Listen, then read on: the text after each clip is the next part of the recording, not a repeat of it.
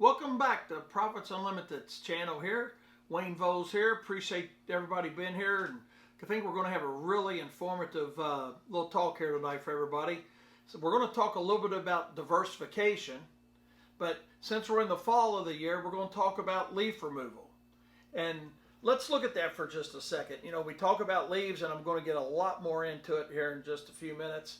But when we look at diversification, first of all, why do we want to diversify as a company? That's the question. What are the advantages? What are the disadvantages? And you think, well, man, you're going to talk about leaf removal. That's really not diversification. Well, for some people it is. I know we went many years with our lawn service where we didn't do leaves because we were intimidated by leaves, quite honestly. And we'll talk a little bit more about that later. But why do we want to diversify? I think number one, the main reason we want to diversify certainly is survival. It's a good way that we can extend our season going into winter and then pick up again a little bit sooner in the spring than if we were just mowing. So that's one reason. The next thing is, you know, we look at employees, and a lot of times I hear, you know, there's a lot of chatter all over the industry, regardless of where you're at, about employees. And I think some of our employee issues come because we don't give our employees a good opportunity to work long enough.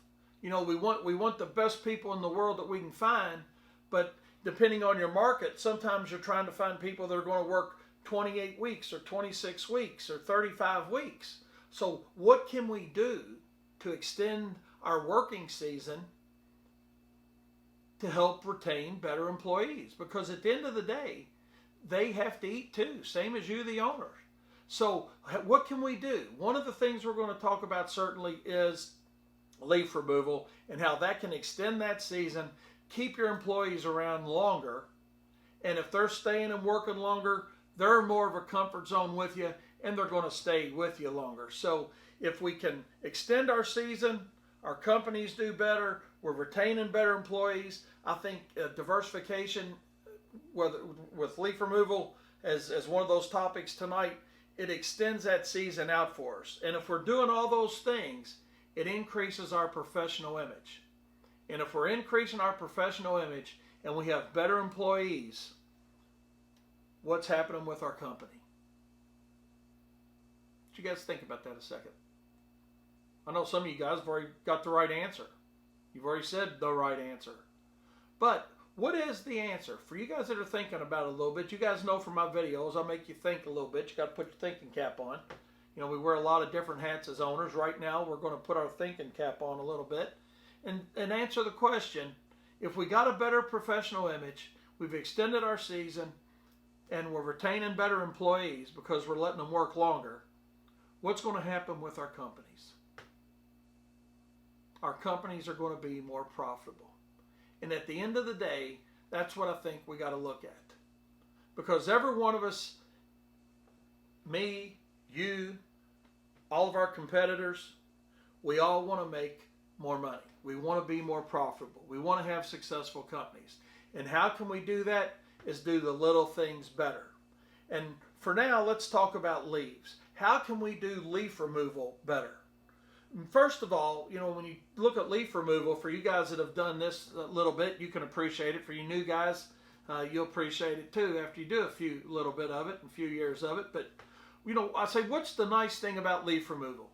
And for you veterans out there, what's the first thing comes to your mind? I can tell you what first thing comes to my mind. Nothing. That's what's nice about it, nothing. It's hard on equipment. We need additional equipment. We got to worry about employees showing up. We got shorter daylight. You know, when we need the time, you know, we got all this time in the summer. But in the fall, as we start doing leaves and we go into winter, what's happening? We're losing daylight. So initially we say there's nothing nice about leaves, you know, but let's look at it from a little different perspective tonight. There is a lot of money to be made in leaf removal if we do it the right way. And, you know, I've been in the lawn and landscape business myself now for 39 years. Started this in 1979. And it took me several years to figure out a good way to do leaves and do it profitably. So now my answer to what's nice about leaf removal is not nothing, but it's profitable. It's a very short-term season that can be very profitable for your company. And that's what we're going to talk about, is how can we make it more profitable for us? How do we go about the right way? And when I say the right way, not just the way that I'm going to talk about tonight, because I certainly do believe that there's a lot of different ways we can make money doing leaves. But things that we've found to fine-tune our operation to make it more successful, more profitable for us. But like anything, there's more than one way to do it and be successful at it. I just got tired of leaving that money out there on the table for our competitors. You know, because you drive by a yard and you see leaves laying on the yard or leaves on the property. What's really laying on the property? It's not leaves. They're dollars. And they're perpetual dollars. They're dollars that are going to fall down every fall for you and your company to clean them up and be successful in doing it. You know, we got to ask ourselves, if we're going to do leaves, are we equipped to do it? You know, because a lot of times, you know, companies that I work with and do coaching with, you know, they're trying to just do nothing other than mulch their leaves up. You know, they don't see the advantage of getting the right equipment to do leaves. And the right equipment may be, you know, it may be just a better blower. It may be tarps. It may be buying a Billy Goat truck loader or a Skag truck loader or whatever brand you like, their truck loader. Or it may be buying a tow behind loader. The right equipment's going to be based on your company size and the volume and type of work that you're going to try to do. But we got to ask ourselves, first, are we equipped to do the work? Because a lot of times we can't just do it with one machine that we do mowing grass. And I know a lot of machines out there, without getting into any brands, are very good at mulching leaves. But leaves will get to the point where you're trying to do a larger volume of leaves where you need to invest in some equipment. But the good thing about it is we've got the most expensive part of the operation, and that's the truck. We've already got the truck. So maybe we need to invest in, you know, maybe a truck loader or tow behind loader, or as your company grows, you're going to get different equipment. So we got to be equipped properly to do that. And if we're going to do leaves on a bigger scale, we need to find a place where we're going to take those leaves and dump them. And that can be problematic initially. I understand that as well, but it doesn't have to be. You know, a lot of nurseries will take your leaves. A lot of composting places will take your leaves. It doesn't have to be an expensive proposition. But for us, that held us back for a number of years. Because we were trying to figure out, okay, when we're going to do these leaves, where are we going to take them? Who's going to want them? And where can we get rid of them efficiently? So that's going to be dependent on your market. You got to do a little legwork on that, on how you're going to get rid of your leaves. Because as you do more of them and you get more efficient at doing them, you know, let's say you invest in some push blowers or some of these larger blowers on wheels, and now you're vacuuming your leaves up rather than mulching them up, and you're getting faster at it, you're going to have more leaves to deal with. So just something to think about. As you increase the volume of leaves you're doing, where are they going? What are you going to pay to get rid of them? And then how are you going to build that into your cost per hour of operation when you're calculating your leaf cost? And that takes us then, you know, how do we charge for leaves? You know, there's a lot of different ways we can look at that. Number one is the most common thing that pops into most people's minds as well. I just look and see what my competitor's charging. Well, he's charging this and she's charging that and he's charging that. I'll get in the middle. That's one way to do it, but it might not be the best way to do it. You know, knowing what your market will bear is very important. But what I've found is that a lot of times when I'm looking at my competitor to see what I should be charging for a service, a lot of times they don't know what they don't know about charging for the service as well. So just keep that in mind. You can't always look at your competition and say, hey, this is what they're charging, this is what he's charging, I'm going to get in the middle. Figure out what it costs you to do it first. Sometimes we look at the client and say, well, what'd you pay last year? That methodology is going to put you right out of business. What are you telling your customer when you ask them, hey, what you been paying, or what's fair in your mind? They don't understand your business. Don't let your clients set your pricing. And I hear from a lot of guys all over the country. They'll say, well, I take mowing costs times 2 or mowing costs times 3. I've never found that to work, not on a large scale. Because why doesn't that work? Let me pick your brain for a minute. Why doesn't that methodology work in a lot of cases? I'm not going to say it never works, because everything works sometimes. Blind squirrels find nuts every once in a while. But why does that methodology not work overall? I want you to think about that for a minute. And if you're doing it, it's not necessarily wrong. I just want you to think about why it may not be the best way to do it for you. If you're taking mowing costs and using a multiplier, whether it's 2, 3, 4, whatever it is, the thing with leaves is what? You can have 2, let's use an example of just say a 5,000 square foot yard, side by side. And you've got 2 yards side by side, and this yard, it's got 2 trees, this yard's got 4 trees, the one across the street doesn't have any trees. That's where, and we never know which way the wind's going to be blowing, right? So sometimes, you got your yard cleaned up, but this guy's not cleaning anything up, and they're just consistently blowing over. So you never really know how many leaves you're going to have to get cleaned up on a property. You can't just base it on the square footage or the yard that you're doing. And it took me several years to figure that out, and several years of losing money doing leaves to figure out that, hey, mowing cost times 2 or 3 wasn't the best way to do it. And then we try to guess at a flat rate price. When I say flat rate, where you just walk up and you tell somebody, okay, it's going to be $250 to clean your leaves up. We're going to blow the beds out, we're going to get them cleaned up, we're going to haul them away, whatever. You come up with a price. And that's not necessarily a bad way to do it. But what we found happened with that type of methodology sometimes is we could look at a yard one day and we go back to do it either the next day or 2 days later, and we've had some rain, some wind, some frost, whatever the situation may be that's weather related that neither one of us have any control over. Or either, when I say neither one of us, you, the owner, operator, or your customer. We can't control the weather. So if I give you a price on doing that job as a flat rate price, that may come back to hurt me. I may be back in 2 days or 3 days to do the job, and we've got a lot more leaves sitting there, or we've got less leaves sitting there. And let's look at both sides of that. If we got a lot more leaves sitting there because they've blown in or whatever's happened, and you guys have done leaves, understand exactly what I'm talking about. What happens then is, man, we thought it was going to take us 4 labor hours or 6 labor hours, and that's how we came up with that price. And then all of a sudden, we're out here 9 hours because we've had rain, more leaves have come down, and they've blown into the yard from surrounding neighbors. So now your customer still wants the job done for the price quoted. Right? We've all run into that. If you haven't, you will. Now the other flip side of that's this. You've had wind and a lot of those leaves that were on your client's yard.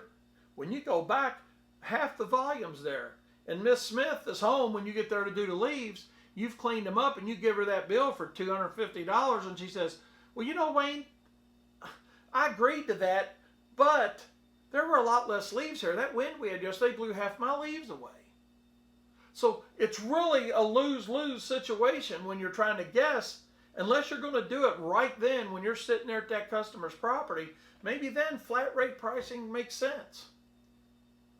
But don't make the same mistakes we did with it and try to honor that flat rate pricing 2, 3, 4 days or a week down the road when you go back and it's a completely different environment. Another way of doing it is by the hour. And I know a lot of people are very resistant to charging by the hour for leaf removal. Number one is they, in most situations, and I'm sure this isn't you guys watching this, but maybe it does apply. You really don't know what it costs you per hour to set that truck and trailer and blowers and vacuum and dump fees in front of somebody's property to begin that work. If you do know that, and I'm confident that a lot of you contractors do know that, you know your numbers well, then you're not as resistant to charge by the hour for leaf removal. And I know for us, you know, we do some of all of it. We've got some that's built into a contract pricing, but normally if we build leaf removal into a contract pricing commercially, what we'll do with it is we'll give a range for leaf removal if we're building something into, say, mowing and fertilization, weed control, and hedge trimming and mulching. If we're building an annual budget for a client, we'll build in what we think will be the right amount of money for leaves, with the option of either going less or more at a certain hourly rate. And we found that a lot of people are very acceptable to that type of pricing because of the honesty that it brings to them. Now, I know some of you people are out there right now saying, that Mary, no way. There's no way that's going to work. But for you guys that are doing it, and I know I do quite a few presentations across the country and talk to a lot of contractors, a lot of veterans out there know that that's a pretty good way of doing it. It's fair for your customer, it's fair for you, and it's a win-win for everybody. Now, the drawback to hourly pricing sometimes, quite honestly, is, you know, when you tell somebody, and I'm just going to use a number here, this isn't your number, it isn't our number, everybody has to have their own cost per hour of operation. But let's just say you need $75 an hour, or you want $125 an hour. When you tell a consumer that you want $125 an hour to do something, that in itself, you know, and you say this is going to take us 4 hours, and you're thinking, okay, man, I would need $100 an hour, 4 hours. Sometimes it's easier to sell to that consumer if you can do it right then. Tell them it's going to be $400 rather than $100 an hour, right?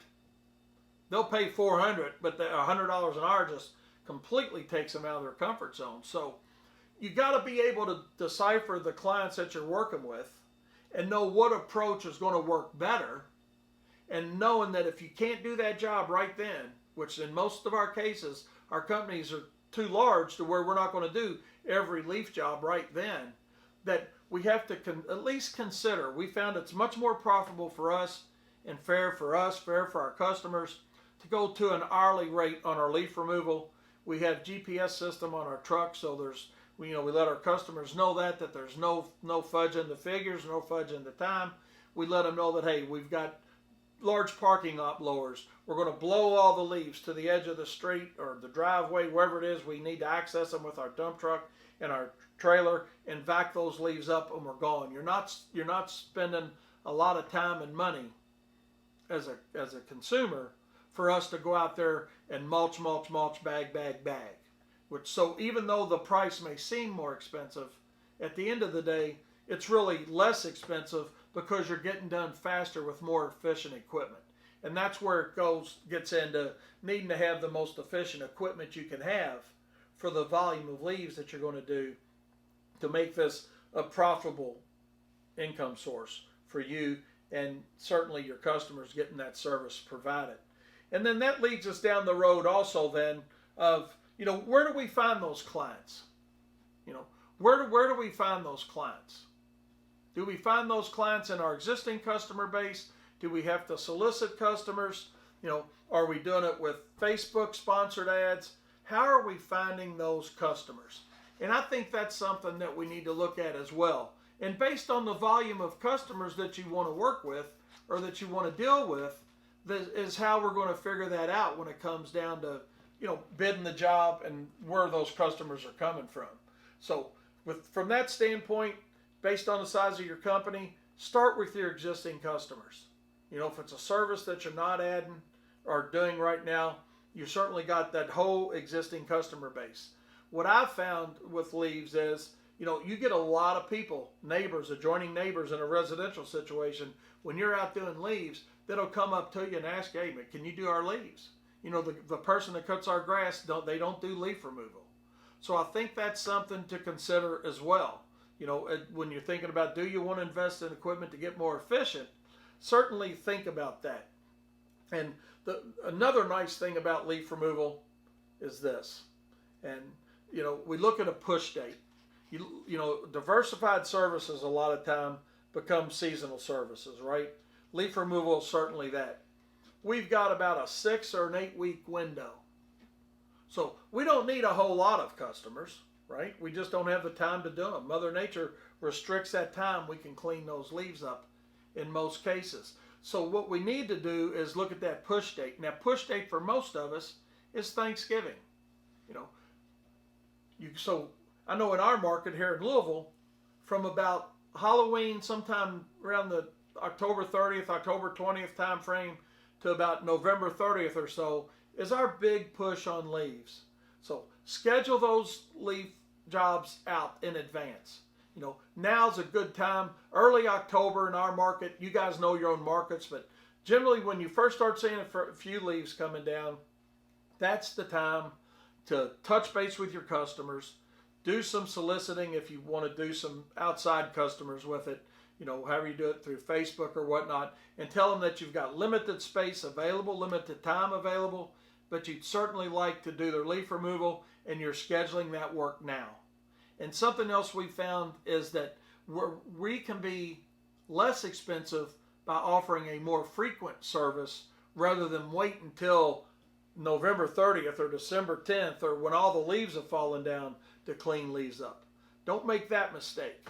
A lot of times what we found as we were growing our business, we were trying to do leaves either once or twice for our customers, and after they've laid there and they've got rained on or snowed on and frosted on and just they get packed down, right? You guys that do this, y'all understand what I'm saying. They're harder to get up. So talk to your customer, let them know that, hey, if you allow us to stay on top of these things, just like we're mowing your yard, whether it's weekly or an every 10-day cycle, however you're mowing, the yard's going to be in better shape. Their leaves are going to be in better shape. And when I say their leaves are in better shape, we're not having to take the time to blow so many leaves out of the beds and get the leaves that have compacted down on the yard to blow those out. We can be more efficient for our customers by doing them on a more frequent basis. And know that as the closer we get to Thanksgiving, it gives you the opportunity for your call-in work that's not your normal customer to charge a little more for the service. If you've got the time and you can work them in, I'm not saying charge somebody too much, but that it's going to be a little tougher situation dealing with those leaves, and the value of that service coming along at that point in time to the client should be worth something and is worth a little more to you as well. Last but not least, and we'll wrap this up, and this is my brother Corky. This is his saying. He says, and he hates leaves. I'll be quite honest with you. He hates leaves. But he always says, what's wrong with leaves is you got to sell the service, you got to do the service, and then you got to justify the invoice. And I think there's a lot of truth to that. I don't think too many of our customers as a whole in the industry understand what it really takes to do leaf removal and do it well and do it right. It's not always about leaving them down, cleaning them up one time. Let's clean them up a little more frequently, be more efficient at it, charge for the service. Because at the end of the day, we got to remember one thing, right? We're all in business for one reason, and that's to make a profit. And profit is not a dirty word. Hope you picked up a few things on leaves. And if you have any questions, feel free to give us a call, 800-845-0499. Visit our website at profitsareus.com. We're happy to visit our Facebook page. Ask any questions you might have there. We'll certainly follow up with you, and I hope everybody has a great year. Thanks.